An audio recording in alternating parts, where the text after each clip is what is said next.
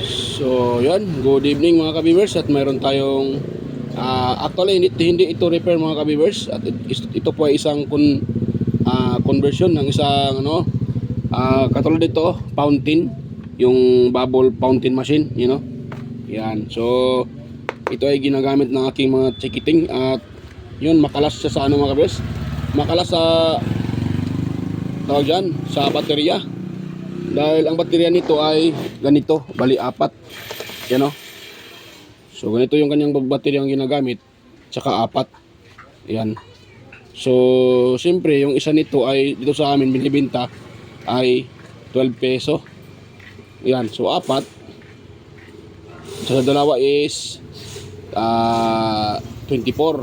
Sa apat, nako malaki ang malaki yung magasto sa. At yung apat na baterya, hindi aabutin ng 2 araw mga ka-viewers. Minsan nga isang araw lang ay lobat na. Dahil ito ay, ordinary lang naman itong baterya ganito. Yan. So, para hindi hassle, naisipan kong i-convert siya sa rechargeable. Yan, itong na to. Itong bubble machine. So, actually ay tatlo ito. So, itong kasama niya ay, ito siya mga ka-viewers, Ito yung design niya. Ito naman ay ginaganon lang sa palanggana ba yun? Yung may sabon at may tubig na may sabon, ginaganon, tapos pag tinitrigger siya, yan, binubuga niya yung nagkaroon siya ng bubble. So ito na yung niya, ito yung kanyang parang toy gun na meron siyang trigger or sa lalo nito ay switch. So ito yung ating i-convert natin ngayon mga ka-viewers, kung paano natin yan paganahin. Yan. So, pero bago pa pala tayo mag-start dito sa nitong pag-convert nitong mga na to ay intro muna tayo mga ka-viewers.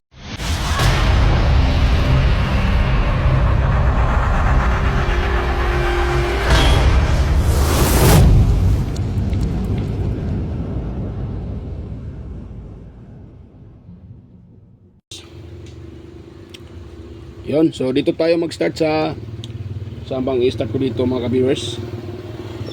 Ito, ipakita ko sa inyo ang pag-convert ng ganito. Yan.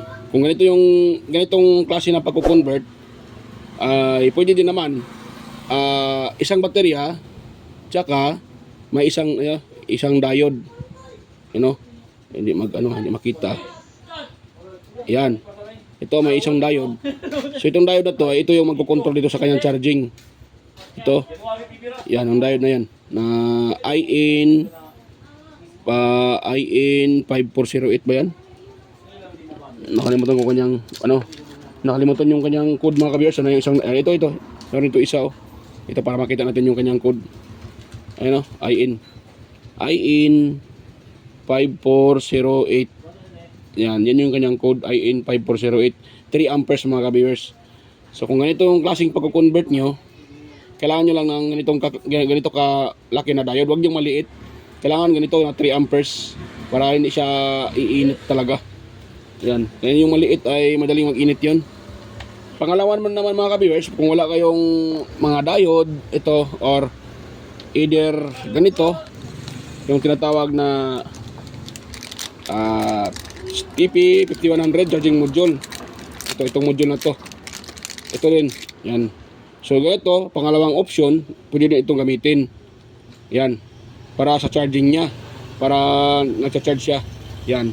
Kung wala naman kayong ganito, diode. Yung sinasabi ko itong circuit na to. Ito kasi nabuo na dahil galing ito sa kanya yung rechargeable na lamp na ginamit ko. So tinanggal ko na dahil kinonvert ko na siya uli ng ganito. Pero actually is siya mga ka-viewers, working siya. So ito lang ginagamit ko ng ilang buwan, malapit na din taon. Ginamit ko siya, ito lang yung ginamit ko na charging. Yan. So actually is working naman siya mga ka-viewers pag ganito yung circuit na gagamitin natin. So ang paglagay naman nito, magbuo lang kayo ng isang diode, tapos yung isang paa ng diode yung tinatawag na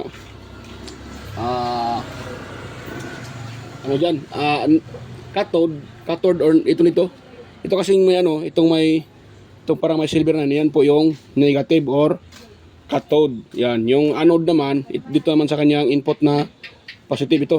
Ito dito. Itong purong itim. Yan, ito purong itim na to.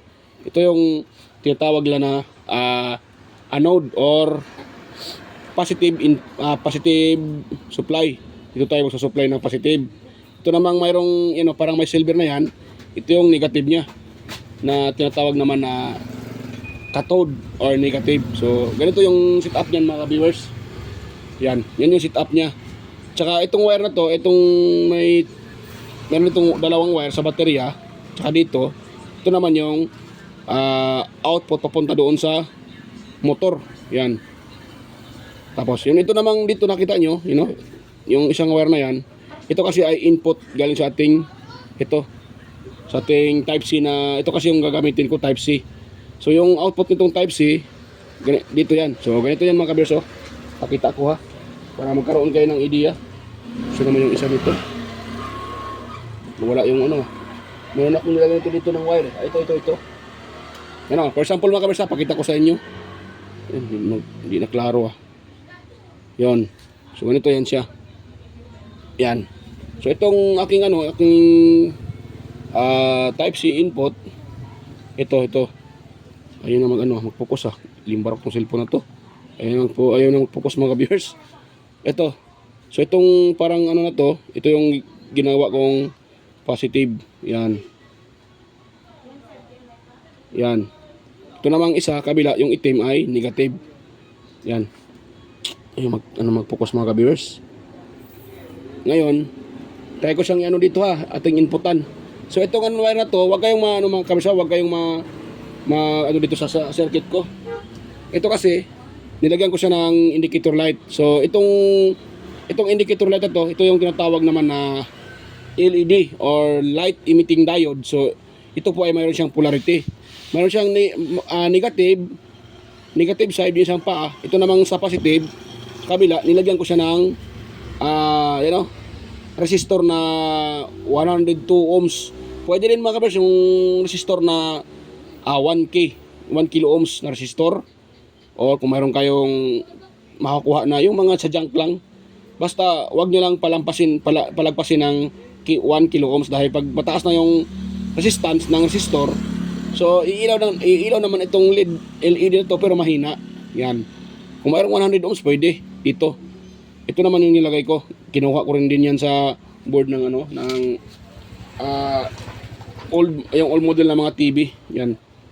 So diyan ko lang nakuha yan So pati itong na to sa dito sa board din ng mga amplifier, nakuha ko rin tong ilaw na to, mga viewers.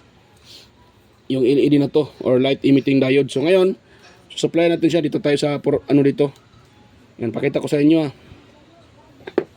para magkaroon kayo ng idea kung sakali na gusto nyo i-convert yung mga ganito nyo, dahil mayroon pang ilang araw pa naman na yung New Year.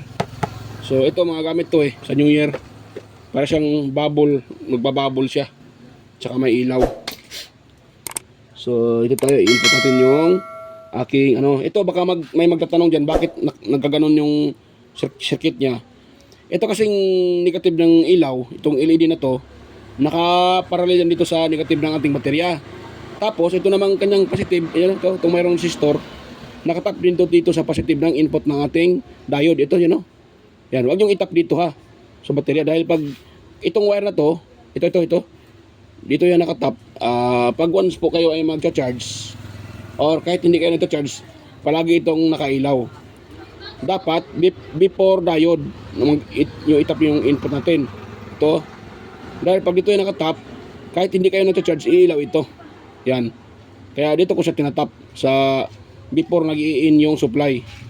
Para kung hindi siya tina-charge, hindi mag-iilaw yung ating kahit nakakunik pa tong baterya.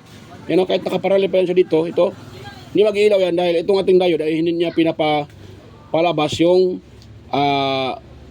anong tawag dyan. Pag nag-i-in tayo ng siyempre ito yung in niya, maglalabas siya ng negative. So ibig sabihin, hindi iilaw itong ating ilaw, itong pinaka-LED, dahil nga ay negative din yung nilalabas niya. Kasi yan hindi niya bali one side lang yung pinakbalabas niya mga ka-viewers. So ngayon, Dahil dito tayo nakatap, walang positive na lalabas dito.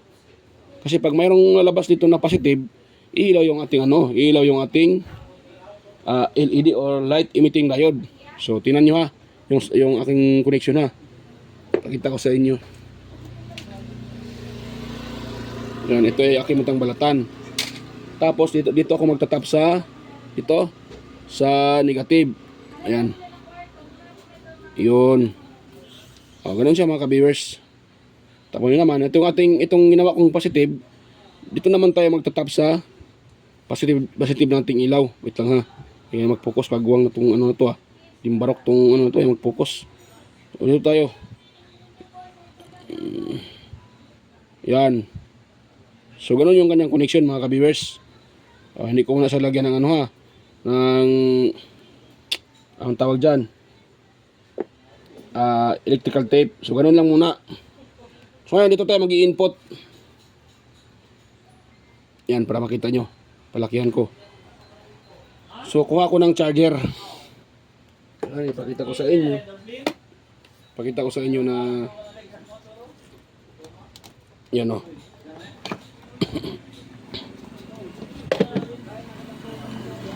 Yan o. So, nakatap na. Mga ka-viewers, nakatap nyo aking charger at ito yung output nya. So, ngayon, pailawin natin itong ano na to, itong LED na to. Ito. Yan. Dahil, isa lang din yung indicator pag nagcha-charge, siyempre mag-iilaw yan. Pag mayroong input, ito. Tingnan nyo ha. O, di ba? Nag-iilaw siya o. O, di ba? Umiilaw siya. So, ganyan yan po yung kanyang circuit. So, nag-out yan ng kuha tayo ng ano para makita nyo. Kuha tayo ng ang tawag dyan, tester. Para makita nyo kung magkano ilan yung output ng ating or input ng ating charger at saka output papuntang battery. Yan, nagcha-charge yan mga ka-viewers. Dahil matagal ko na rin yan nagamit Tinanggal ko lang doon sa circuit. So ito, yung aking tester. So set tayo sa DC mga ka-viewers. Tapos pailawin natin para makita nyo. Yun. Ito. Tingnan nyo po yung aking tester Ngayon, itetest mo natin yung input galing sa ating charger. Kung ilan yung input nya na voltahe, kagawang namatay. Madaling mamatay itong kanyang yung kanyang backlight. So dito tayo sa negative. Ayan o 4.8 tayo mga ka-viewers. 4.8 yung ating output galing sa charger. Ngayon, ang sukatin naman natin ay yung papuntang baterya. Paglabas ng diode, ingay ng motor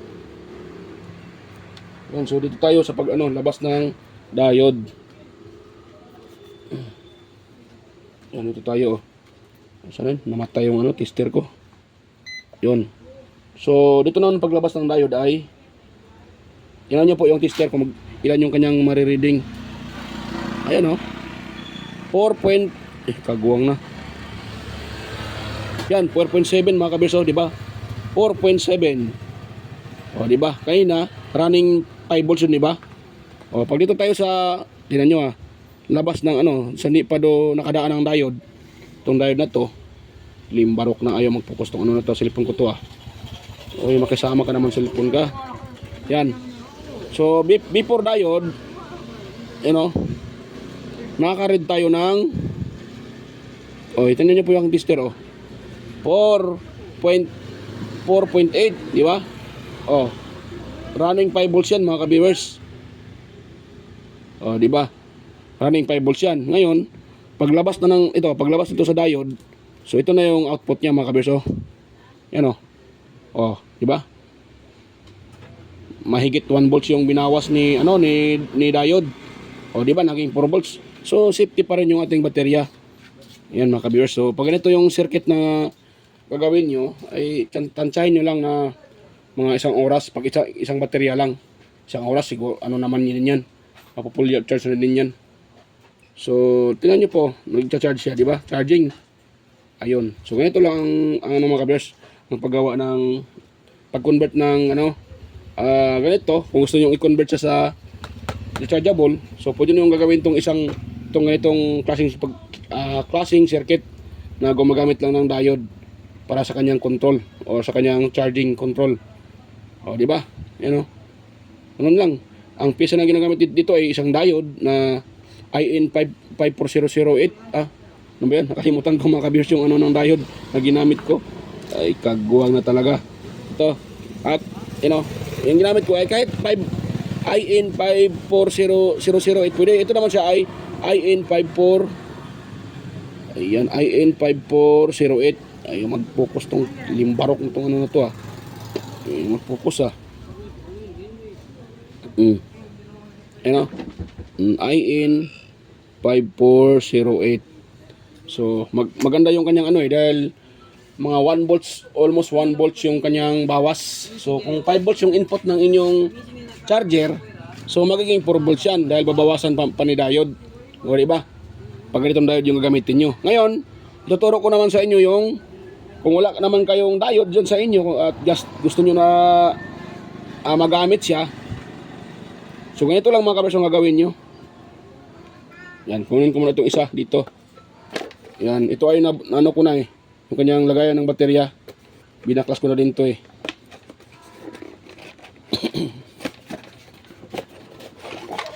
yan So, ito na siya mga kabers binaklas ko ito, ano kasi dito, pump pala to dito dito. Ayan So, dalawang linya. Yan, meron siyang yellow at saka red. Yan. Ngayon, itatap ko lang dito yung dalawang linya galing sa charger. Dito. Tap ko dito Gagana na yan, pero yan po ay hindi rechargeable. Gagana lang yan pag ipa-plug nyo sa outlet. Di ba? Ito siya dito. Di ba? Gumagana yan mga kabers Yan. Yan mga kabers Ayan. Di ba? Gumagana siya mga ka-viewers. Oops. Di ba? So ito lang ginamit ko. Yung output ng charger. Ginamitan ko lang siya ng ito. Kung wala naman kayong ganito, pwede nyo namang putulin yung yung dulo ng kung yung hindi nyo na ginamit For example, ganito. Ito na yung isa kong kanina ito. Itong charger na to. Ito kasi pag testing ko na. So pwede nyo gawin yung ganito. Ito yung dulo niya di ba? Tap ko siya dito. Diyan, tapos so itong dulo na to ay i-connect yan mga ka-viewers. Yan So ito yung negative, ito naman yung positive. Yan. So dito tayo. Ito. Yan, ano pa yung ilaw So dito yan mga ka-viewers Yan. So itatap natin dito yung positive. Tapos dito naman yung negative. Di ba? Di ba? Ganoon lang kasimple Pero kailangan nyo ng mataas na wire. Yan. Dahil naka-plug ito sa outlet Naka-plug sa outlet. Tapos yung dulo ng wire, yung charger, pinutol ko. Yan. Dahil ito ginagamit ko pang bypass, pang testing So kaya pinutol ko yung dulo. So lagay nyo lang dito. Yan di ba di ba? So ngayon tatlo kasi yung i-convert ko dito. So yung iba naman, ito na yung circuit na gagamitin ko para mag-charge. So tingnan niyo po yung isa dito. Ito, katulad dito.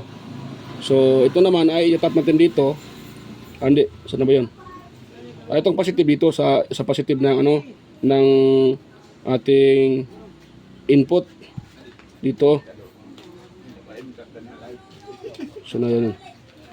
Ito gagana kaagad to Ayun. Tapos i-test na natin. So sa positive yan positive. Ito namang negative, dito tayo magtatap sa negative din ng ito. So tingnan niyo sa mga ka-viewers tingnan niyo. Yung gumana Wait lang. Nalubat ata to Yung gumana. Yung gumana.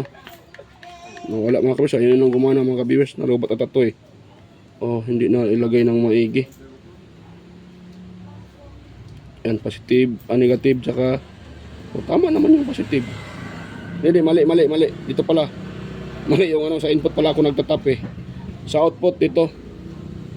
Dito. Yon. Kung wala kayong pisa na charging module, so pwede nyo gamitin yung ganito. Yan oh. Oh, di ba? Oh, gumagana siya oh. Oh, gumagana siya. Oh, pag kina-charge naman, ganun lang din yung pinapakita ko kanina. Ito lang yung input. Sa charging naman mga ka-viewers, ito lang yung input niya. Dito tayo mag-i-input sa itim, sa ground at saka dito. So mag-iilaw yan. Yan oh. Oh. Oh, di ba? Mag-iilaw siya. So charging yan. Ganun lang kung wala kayong ganito. Dahil ito kasi ay i-order pa sa online. Itong yung sinasabi ko na TP5100 charging module. So kailangan ito na i-order pa niyo sa online. So antay pa kayo ng ilang araw or may higit isang linggo. So itong circuit na pinapakita ko, hindi nyo na kailangan na mag-order pa ng ganun. So mag-charge naman siya dahil meron tayong diode dito na IN54.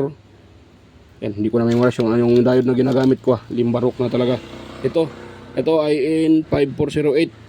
Yan o, para pang charging or control sa kanyang charging. So yun, makuha nyo ito sa sa mga board ng ng amplifier. Yan, or sa mga old component, meron to. Or bibili kayo sa electronic shop, meron yan. Mura lang yan mga kabers, nasa mga 7 peso. So ito lang, ganito lang yung circuito. Ayun oh, charging siya. So ganoon lang. Yun, so mamaya i-assemble ko. Hindi ko na ipakita yung pag-assemble dito. Ito. Dahil haba itong video natin. So pinapakita ko lang sa inyo kung paano ito i-assemble, paano mag-wiring. Saka dito naman sa isang ito. Itong ginagamit ko sa isa, nagamitan ng ganito. Ito, so iba din to. Iba din yung circuit niya. Kung sakaling wala kayo sa ganitong dalawa na to, itong diode, wala kayong hindi nyo alam ang pagbuo nito, pati ito, para gusto nyo madali, ito yung pinapangatlong tinuturo ko. Kung wala ngayon ng mahabang wire ng cellphone, putulin nyo, tapos itatap nyo dito. Kung wala din kayong ganito, siyempre pwede din yan.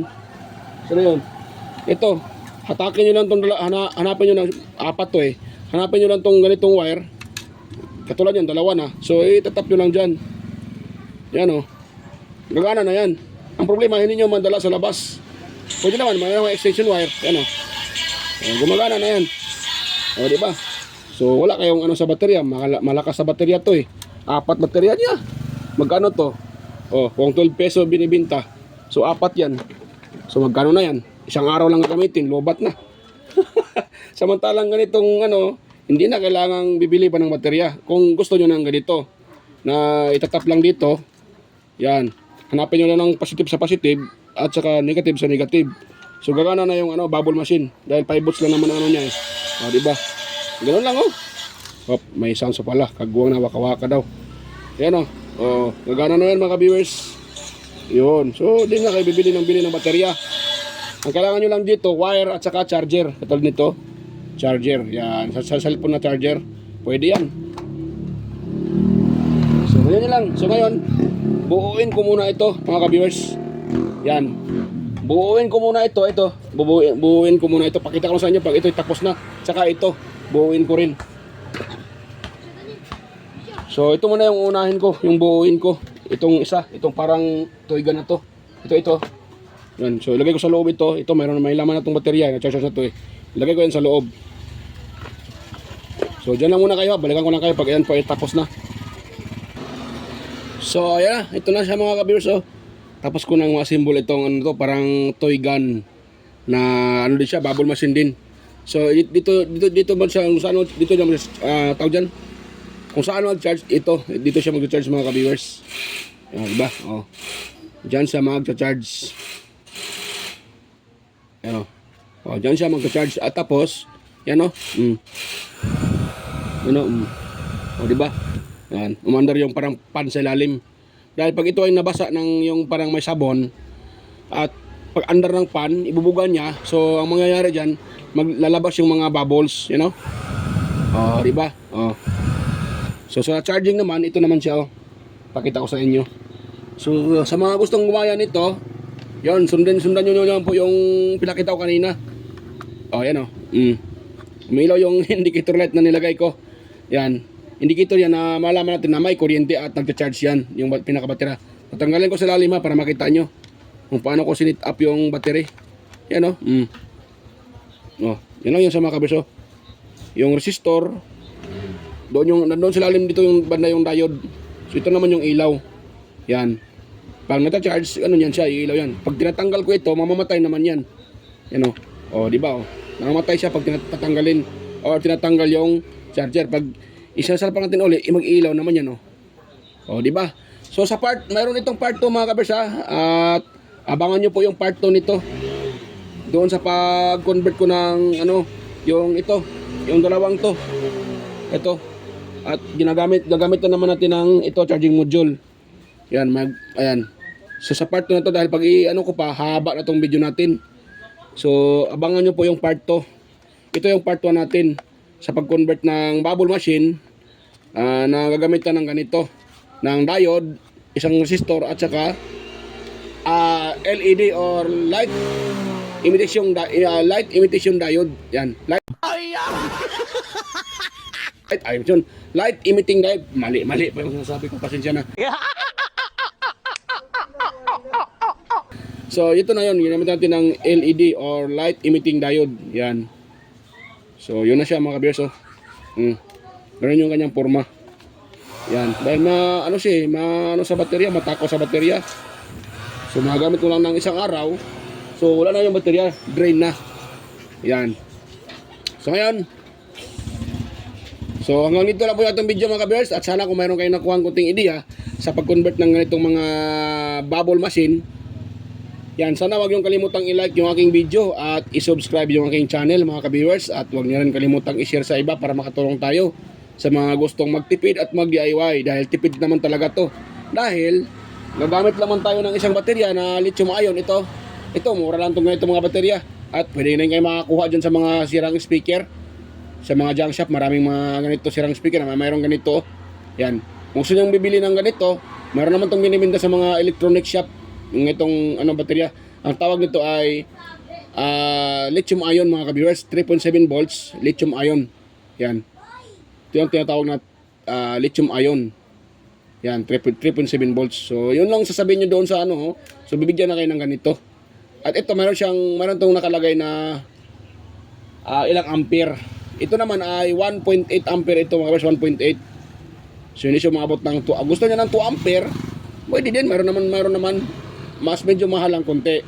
Siguro na sa mga I think mga 100 pesos sa online. Ito mabibili mo lang ng 50 pesos sa online. Or meron pa nga 40 plus. Kung gusto niyo na ng 2 ampere, mayroon naman. Yun, para mas matagal ng malubat. So ito na yung setup niya. So ayan mga ka-viewers, hanggang dito lang po yung ating video. Kung sana meron kayo nagustuhan, huwag yung kalimutang i-subscribe yung aking channel at pindutin yung notification bell at ilagay sa all para ma-notify kayo agad sa mga video tayo nag-upload. Ayan, at i-share rin sa iba mga ka-viewers. So ayan, hanggang dito lang po yung video ko, at bye bye mga ka-viewers. At yan, advance Merry Christmas mga ka-viewers. So bye bye po mga ka-viewers.